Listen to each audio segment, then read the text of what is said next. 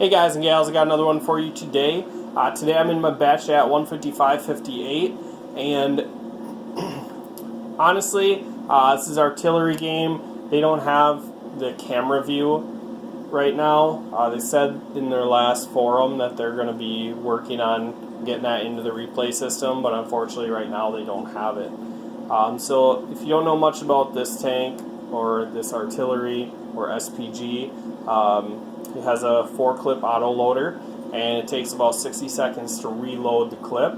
And that's with the food and vents and brothers in arms on my crew.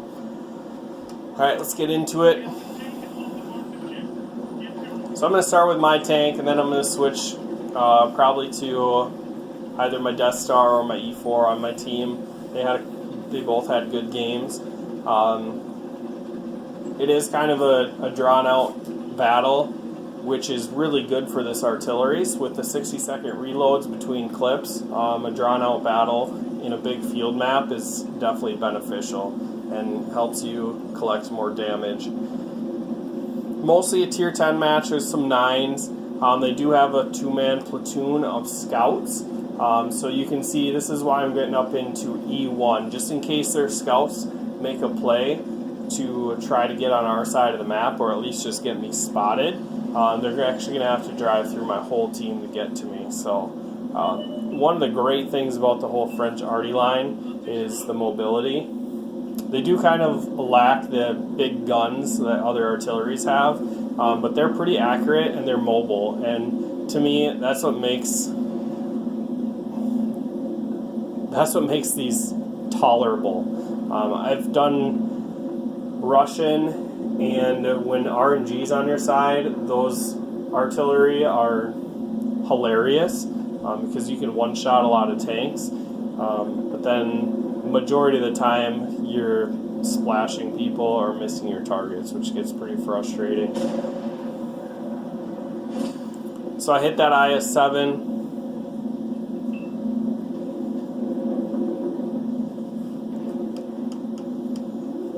Guys, I'm just going to fast forward this so it doesn't get to be a drawn out boring or too boring of a match to watch.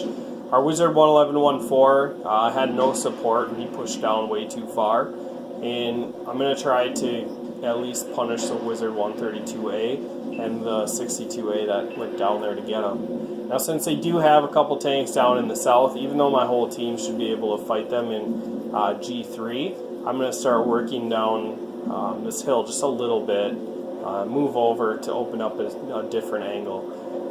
If you ever watch Klaus Kellerman videos, he will oftentimes make fun of artillery players and just say that the P in SPG stands for propelled. If you don't know what SPG stands for, it's self-propelled gun. Because these aren't really tanks, they're just self-propelled guns.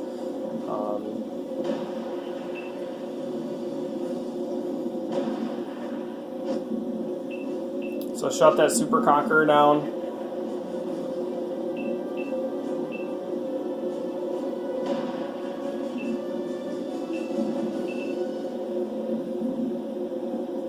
And that heavy tank went dark right before my shell landed, so I'm not sure if I hit him or not.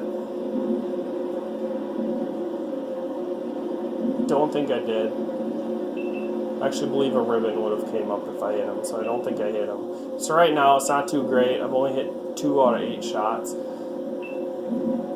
One of the things that you need to know in this tank, and what I learned the hard way, was to make sure that your shells or your bloom is bloomed down completely, so you're shooting accurate shots.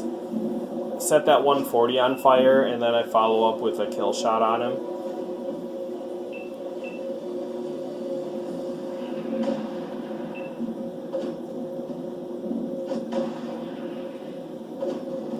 And then that E100 was caught out in the open. Our Death Star just hit him for like 1600, so my next 2 shells were able to shut him down.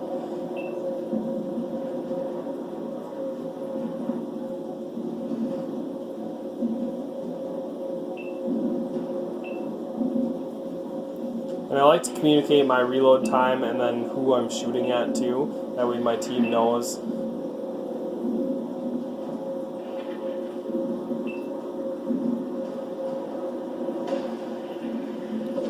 So getting back to the accuracy thing of this tank, I used to think that with the autoloader, the advantage you had was to just get out 4 shells as quick as possible, and hopefully you would have just accuracy with volume. However, you really limit your DPM if you're missing your shots because you have that 60-second reload. So if you're not hitting your shots,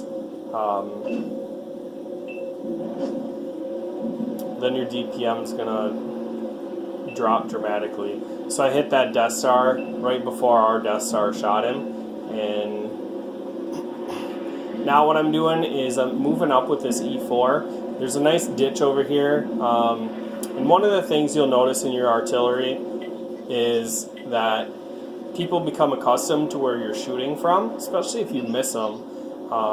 And a smart thing for them to do is put cover in between where you're shooting and where they're located. So the nice thing about the French artillery is it's pretty mobile. You can move around the map and open up different angles to be able to shoot your targets. Another thing that the Russians just don't do well, they're not very mobile tanks. You're kind of committed to a quarter of the map. If it's a long drawn out map like this, I mean, you could probably use 1/2 of the map. Slam dunk that E4, and I wish I could show you guys the view because that is actually arcing through 2 like mountain ranges or edges, and then I could only see the back deck of his tank. So it's definitely one of those shots that you get hit by Arty and you curse him. Like, you can't believe that Arty can make that shot. And now this Waffle Trogger E100 is in the open now that I've opened up this angle. However, my 2 shots don't fly true. I miss his humongous umbrella. Our Death Star shuts him down. And then right as that T-30 is trying to run away from our Death Star, I hit him as he goes over the ledge. Now I know Arty's somewhere on the 0 line here. It's kind of in the mid. I've seen him shooting. However, there's cover there, and you can just see that he just killed our Death Star, and he got spotted when he did that, so our E4 shuts him down. And now there's just 2 tanks left. They got the IS-7, which just traded shells with our E5. Our E5 survived with 94 hit points, shut the IS-7 down, and now there's just a T-30. The T-30 was last spotted in C6, so I pinged that location, and I hoping that my E4 takes a position to where he's going to be able to spot him. Who knows where this T-30 is going to go. He's pretty much been hiding the whole game.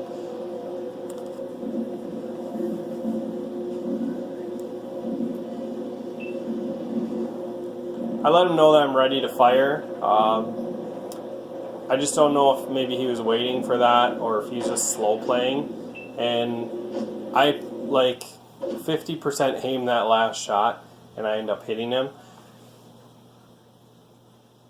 And he actually sends me a message that I'm cheating, which I tell him I hit 10 of my 21 shots. So if he thinks that's cheating, then he must not have very good accuracy in his tanks. The reason I just chucked that shell over there without fully aiming after I just got done talking about it is because there's only 1 target left on the battlefield, and I had 4 shells for him. So at that point of the game, it's more so accuracy by volume is okay, because really you just want to shut the tanks down. And at the beginning of the map, you don't do a lot of damage with your shells, so to hit each one, at least splashing people, definitely will help your team out.